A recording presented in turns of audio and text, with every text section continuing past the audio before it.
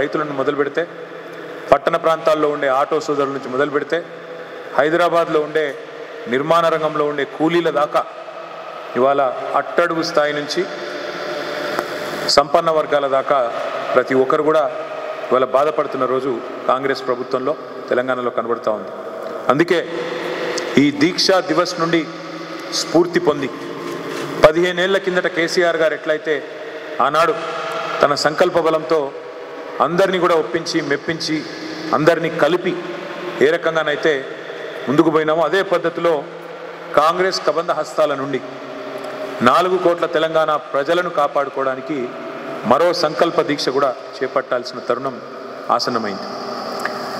ఆనాడైనా ఈనాడైనా ఏనాడైనా తెలంగాణకు పెద్దలు ప్రొఫెసర్ జయశంకర్ గారు ఇప్పుడు చెప్పేది స్వీయ రాజకీయ అస్తిత్వమే శ్రీరామ రక్ష అని చెప్పేది.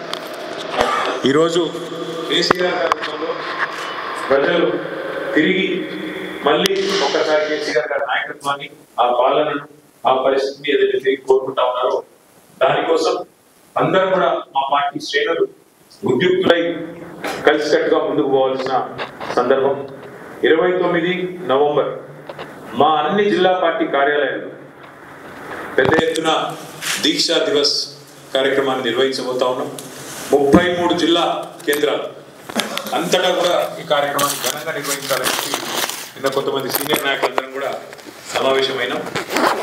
కేసీఆర్ గారి నాయకత్వం ఉద్యమంలో కానీ అదేవిధంగా పరిపాలనలో కానీ ఏదైతే ఒక చెరగని ముద్ర వేసిందో దాన్ని మళ్ళీ గుర్తు చేసుకుంటూ అక్కడి నుంచి స్ఫూర్తి పొంది మళ్ళొకసారి 2 జాతీయ పార్టీలకు బుద్ధి చెప్పే విధంగా కదం తొక్కుతాం. 29 నవంబర్ నాడు దీక్షా దివస్తో తెలంగాణ వ్యాప్తంగా మా పార్టీ శ్రేణులు ఎక్కడికక్కడ కదం తొక్కాలని చెప్పి కూడా విజ్ఞప్తి చేస్తూ ఈ కార్యక్రమానికి అన్ని జిల్లాల్లో కూడా సీనియర్ నాయకులను ఇన్ఛార్జిగా నియమిస్తా ఉన్నాం.